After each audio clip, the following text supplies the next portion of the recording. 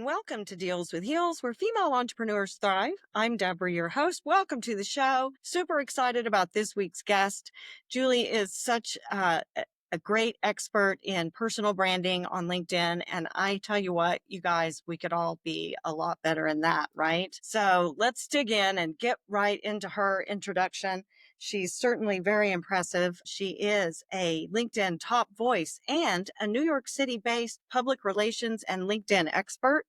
She works with senior leaders and their companies to increase brand visibility, credibility, and amplify their thought leadership on the LinkedIn platform exclusively. She's a member of LinkedIn Advisors and a 3-time board member of New York Women in Communications.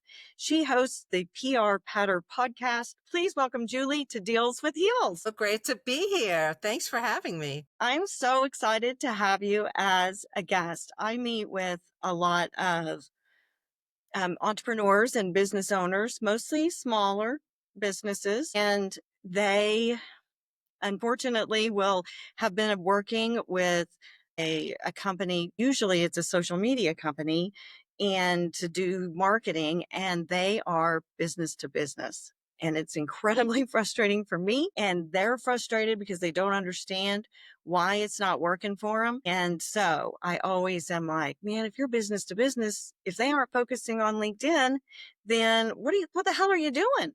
You're wasting so. I couldn't agree more. I mean, LinkedIn is really a fundamental it's the platform to be on if you're in the B2B space. It is. It is. And it's not that I had somebody ask me, so what, my potential clients aren't on Facebook? I said, well, they might be, but you're going to have to weed through millions of people to find them because there's so many people on there that aren't your prospects. So, but you can tell, man, the marketing people are getting together and talking all of their good stuff. So you guys know this is going to be a great episode. Tell us, Julie, how you became such a great LinkedIn expert. Well, it's really funny. It kind of happened organically. I've been in public relations and marketing for more than 3 decades.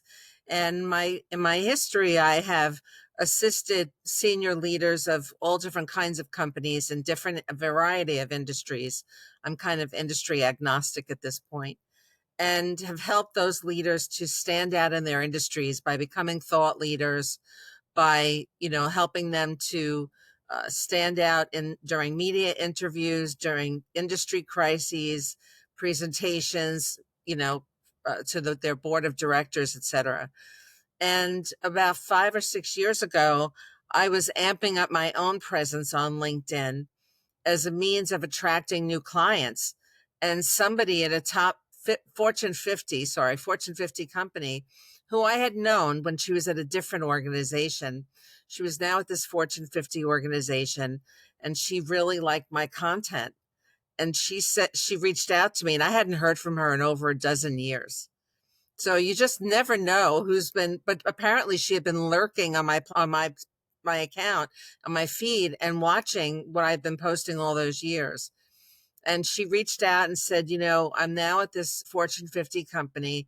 My boss, who is overseeing our consumer business, she's an EVP, really needs to build a sense of community and a sense of belonging. This was right after the pandemic. So there was people were feeling a little glum and not really feeling so attached to their jobs. Perhaps there was a downward spiral in morale and employee retention as well. People were feeling, in this particular organization, people were feeling really burned out. Many of them were on the front lines dealing with customers at their retail stores during the pandemic. So it was very, very difficult. And she brought me in to develop this leader's content. And I had never done it before, but it was really an extension of my public relations work. So it wasn't, that big of a stretch.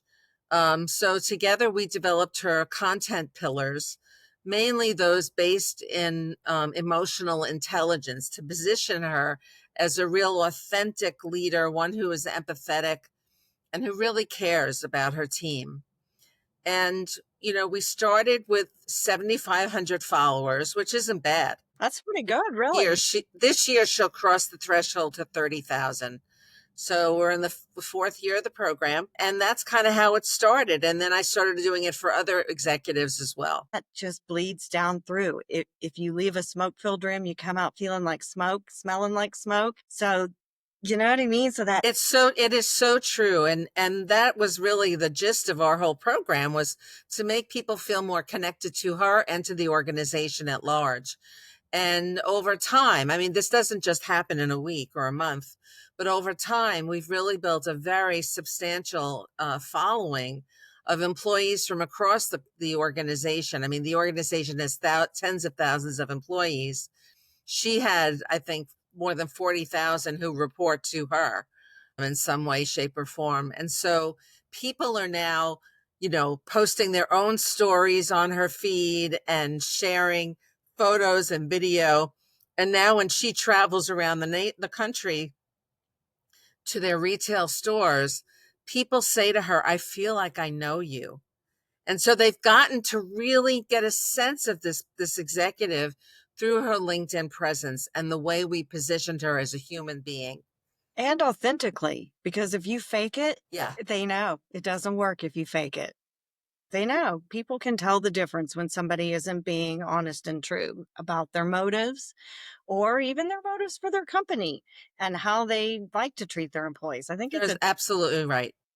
so I love that you were able to pull all of that out of her too, because she probably felt that way, but pulling it out and putting it into content isn't easy. Tell us about that a little bit. So we identified 5 content pillars to start with. There was emotional intelligence, women in technology was another topic she was very passionate about, women's female presence on corporate boards, and I'm forgetting 2 of them. Anyway, and leadership in general. And so I would post 3 times a week, because you really get you build the most momentum when you post consistently on LinkedIn. You don't have to post 3 times a week. I feel like that is optimal, but you could start with 1 post a week and build up to 2, and then maybe 3 if you have the bandwidth. But really, you're building momentum. So you want to do more than 1 post a week if you can.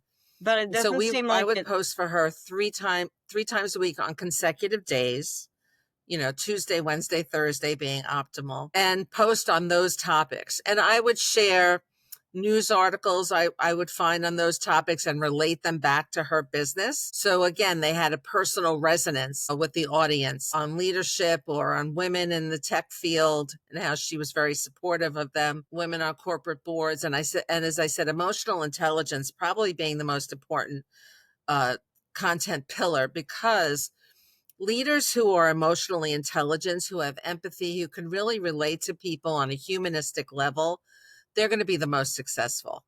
And so that really was a topic that we would revisit again and again and again. And over time, these content pillars became our standards for subject matter. So she really became known for those topics and as an expert in those topics, because we were very consistent about featuring them. We had a guest a couple of weeks ago, and she really loves that expert authority kind of positioning. And you definitely have to have that when you're branding for a CEO or C suite level, because that's the level that they're in.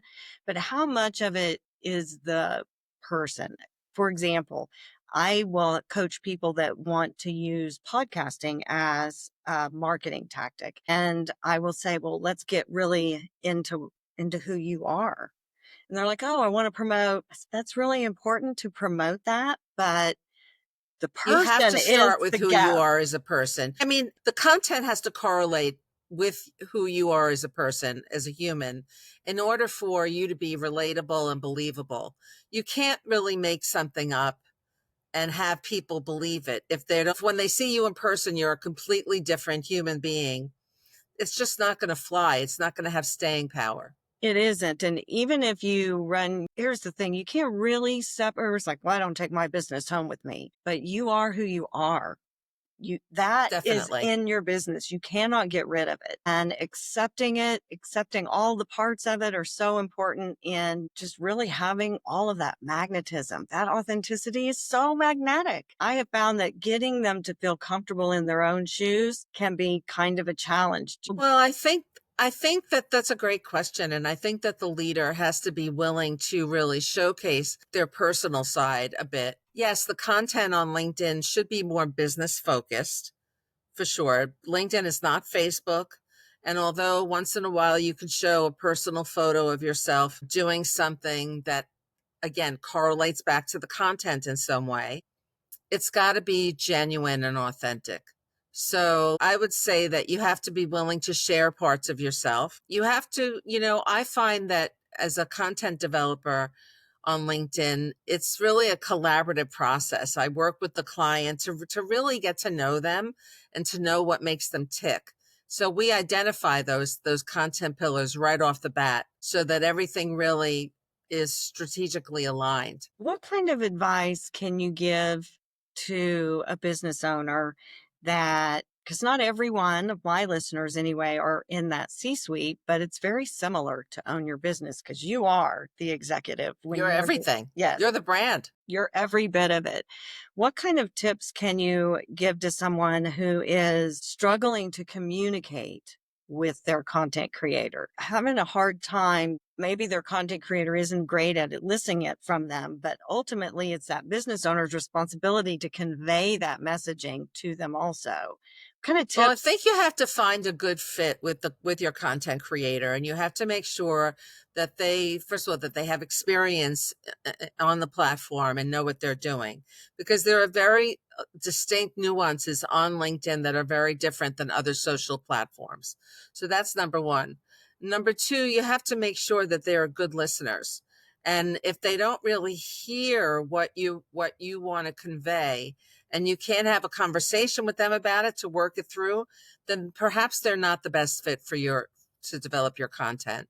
But I think that it's also important for the leader to listen to the content creator too, because the content creator may have insights and advice, because, for example, I've coached a lot of leaders and how they should position themselves in order to come across as authentic and genuine. I can really provide them with a lot of great information and insights because of my years of experience. So there has to really be that natural exchange of information.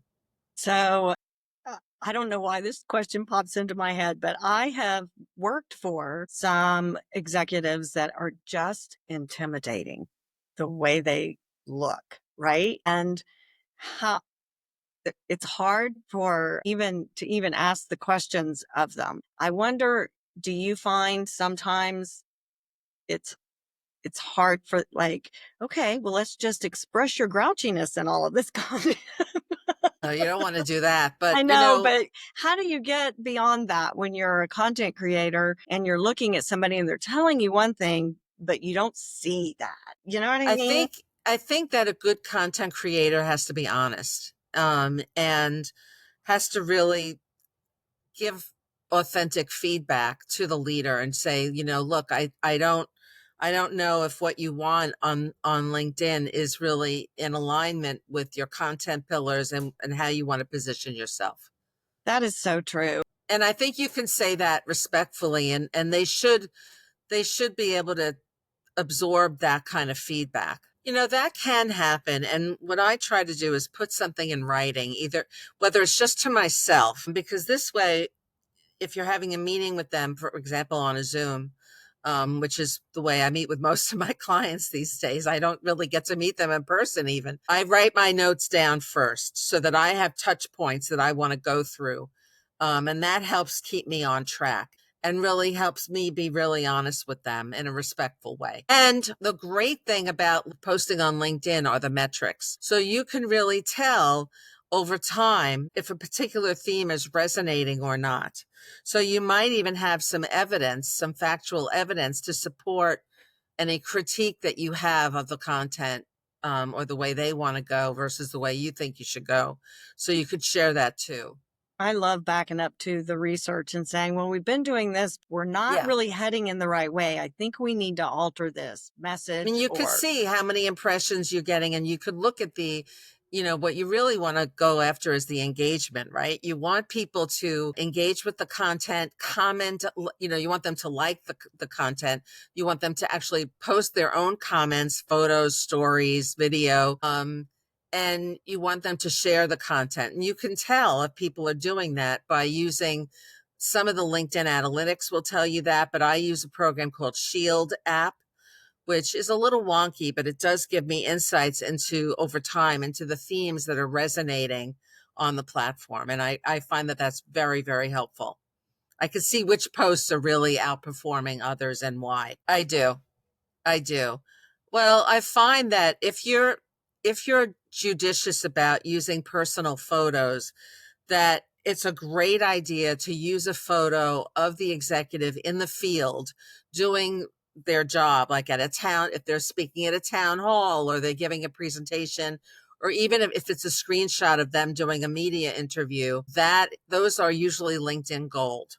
And people really, really like seeing the executive in action. I have found that those are some of the most high performing posts. So typically per quarter of the year, there are 4 quarters, I like to get at least 5 photos of them in the field per quarter if I can. They're sometimes hard to get, but I do find that those are golden on LinkedIn. I love that so oh, sorry. Yeah, the photo thing is great. But again, not photos of you and your kids at a barbecue. They've got to have professional relevance. But I also find that staying with the content pillars, again, is of such an important part of the system that I use. Because if you know that those content pillars are well aligned with your audience needs, then they'll consistently perform pretty well. I also like to tell stories, and storytelling is such a vital part of using LinkedIn. It's so powerful. Have the executive share with the content creator and, me, a story from something that actually happened in the field. You don't have to use names. You could write it from like 100,000 foot view, but have the essence of the story there and perhaps a lesson learned. And those are extremely powerful Now, posts to do as well. are you doing that with copy or are you doing that with video? You can do it either way. With video, if you get the executive to actually talk, I mean, it's wonderful to see a video, and video it really works very nicely into the LinkedIn algorithm these days. They want to see more video. They are really pushing video, as they sort of become more TikTok-like in a way. They are looking for more video, but you can also do it in words. So either one. Or even video with with their voice. You can use this if You maybe could do audio. the Absolutely. audio with the post. I Yeah. think that is really intriguing when I see like the quote, but I have that person's voice talking. I find that very impactful. You I will could you could stop. definitely do audio. Love that too. Those are such great tips.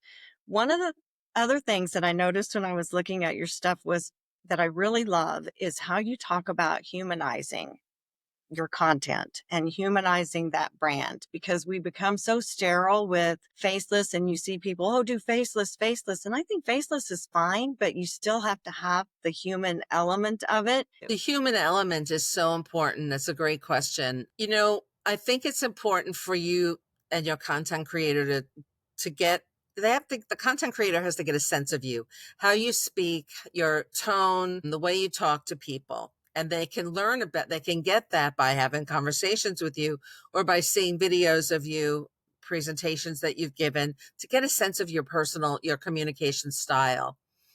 That content creator should also be keeping track of colloquialisms that you use, phrases that you use pretty often, so that their content really sounds like you. And I think also by really using that storytelling element, by telling real stories of things that happen to you in the field, and they don't have to all be positive stories. It could be when you messed up at one point, and how you corrected a situation. That shows that you're really a human leader. Gosh, we love And that vulnerability, don't we? It's so yeah, attractive to see somebody else is vulnerability. It makes us Nobody is feel safe. perfect. Yeah, and it makes us feel so safe to be around them that they're able Definitely. to admit that. I was such a perfectionist growing up, and I was like got my value through achievement, one of those Gen X kids. And it is such a hard thing to overcome. But once you do and you can admit and be vulnerable about It is, and people will connect with it. They really will connect with it. I like to also end my posts with a call to action message. And this can also have a really, human kind of element to it. Let's say you told a story in your post about something that didn't go exactly the way you wanted. You could end the post by saying, did this ever happen to you? Or, tell me a story, share a story about a similar situation that you went through. And that is also a really good connector. it is. And people think of call to action as only sales, and I'm a sales expert. So I love it. And what that is selling. It's selling that content so that you can get the engagement. It's selling the brand and the person and all of those things. And so those types of call to action, we all see them do it. It'll say, tell us about your whatever. And people will start or post, show me your dog. And everybody will post all the pictures of their dog. Look at all that engagement. Right, right. One of the things that I will say, leaders often forget about how important employee advocacy is on LinkedIn. So getting team members to like and comment and share your posts will really help with amplifying the messaging. So don't forget about that. You can't force people to do it, but if you get everybody involved and tell them how important LinkedIn is to the organization and the brand, they should be able to like, comment, and share your posts, and even maybe start posting themselves. Yeah. What do you think about companies maybe offering some continuing education on LinkedIn so that they I think learn? that's a wonderful idea. I think that a lot of people may not be as comfortable just jumping in and learning about it. Maybe they're not digital natives. Maybe they've just been, gun shy of the platform. You definitely need some training to understand how to use it appropriately. Yes. If you're doing it right as CEO with your content, then most people are going to jump on board with that. But let's face it, not everybody is the same level of appropriateness. So I love that kind of. I think if you talk about it and train on it and everybody's kind of doing the same thing, some people are going to jump on and be really effective at doing it. Yeah, I mean, and it's a brand building tool. So if everybody gets on board, wow, if you think about the amplification of those kinds of brand messages over time, it's very powerful. It is. I could even see maybe some employee incentives for our biggest LinkedIn Good. contributor, or Sure. a lot of people like they'll have, I have like a med spa as a client, and they have stuff written into their employment contracts that you do have to post it's part of the whole Interesting. process, Wow. that we want content, we want people to see you, we want to see the results. And there's often resistance from some of the people that they really don't want to. And I've had it Interesting. like them tell me, well, they went and worked somewhere else. It wasn't going to require that they post photos or client or information. So I think it's becoming a bigger thing to get employees involved in some areas. I hadn't thought of it at LinkedIn until I saw all of your stuff. And I do see it happening on LinkedIn, but I just hadn't considered cultivating that within. Cultivating a culture of LinkedIn engagement. Absolutely. It's a really, if you can make it happen, it's a great thing. And I've seen it with this particular corporate client I was talking about, that the more my client posts content and the more engaged people get, then they're posting more on LinkedIn on their own too. The other thing I love is that you don't think it's necessary to post daily or even multiple times a day. And you see that in some of the other platforms where you got to be out there every day, you got to post multiple times a day. And damn, who has time for that, Julie? I mean, Well, start with one post a week and then build up to 2 or 3 if you can, because you'll get the most momentum when you do that. and you have time to And you engage. don't have to drive yourself crazy. On one of those days, post an article that kind of feeds into one of your content pillars and comment on it. that's not too demanding to create something about. And I am all about reducing the time you spend building posts and increasing engagement on your own posts so that you're having conversations and getting to know people rather than just dumping tons of content in for quantity. You have more time to engage and spend time in there. We all are limited on time, so let's manage it a little bit Well, better. having an engagement strategy is also critical, I will say, in that it's helpful if you can comment on other people's posts, especially other leaders who you want to develop relationships with. If you consistently post on their feed, that is sort of the beginning of a relationship. And over time, you might be able to really connect with them and have meeting with them or develop a strategic alliance, etc. I have found that I will start noticing somebody's name if they post consistently on my stuff. Then I'll say, okay, who is this person? Eventually I'll Exactly. notice, I'll recognize their name because they've posted or commented so many times. I may not know them personally, but you're exactly right. It's so important. And on other platforms, it's important to engage as your business, not just as you personally. That's right. But Yeah, you should have a company page. Most people on LinkedIn want to connect with other humans, but having a company page with straight company news on it that you keep up to date all the time is also very important. fantastic. Julie, you have so much great information. I mean, not just about LinkedIn. Obviously, you're very knowledgeable about branding and PR and putting your best foot forward, right? As we always used to say back in the day, put your best smile forward. That's what's important. Being able to relate it back to LinkedIn, it's such an important thing for being an entrepreneur, especially for business to business. There's business to consumer stuff that happens on LinkedIn as well. But for business to business, LinkedIn is where you need to be. It may not be your favorite platform to be on but they have gotten into shorter videos and are getting into kind of the stories kind of thing on LinkedIn too. So you'll be able to find that, and it's business related. So you can always learn so much, right? Absolutely. Tell us how, if our audience, and I'm sure they are interested in finding out more about your business Sure. specifically, Thank you for asking. or even how to hire you, because you They don't could have to go to be my website, which is wantleverage.com, or you can find me on LinkedIn, Julie Liv Comms, COMMS. You'll find me there. So reach out that way. fantastic. Let's just close with what is your top personal branding tip for somebody that's just kind of Well, starting out? I actually have 5 top Okay, tips for female entrepreneurs let's that I'd do love to that. share. Yes, that would be Number fantastic. 1, know that LinkedIn is more than a job search tool. It's I mean, you can use it to look for a new position or a new role or a board role, but it's so much more than that. Number 2, you should optimize your profile so that people can find you in a search on LinkedIn.